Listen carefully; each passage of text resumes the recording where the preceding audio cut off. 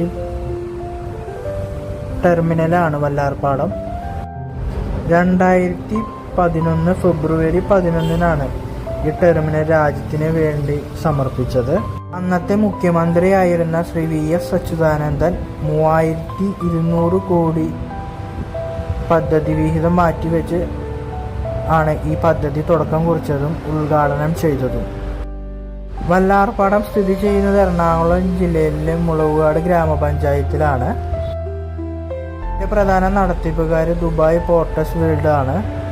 30 വർഷത്തേക്കാണ് ഇവരുമായിട്ടുള്ള കരാറ് നിലനിൽക്കുന്നത്. യാത്ര ചെയ്തപ്പോൾ വലിയ 2 ഷിപ്പ് കണ്ടെയ്നറുകൾ ഇറക്കുന്നത് കാണുവാൻ സാധിച്ചു.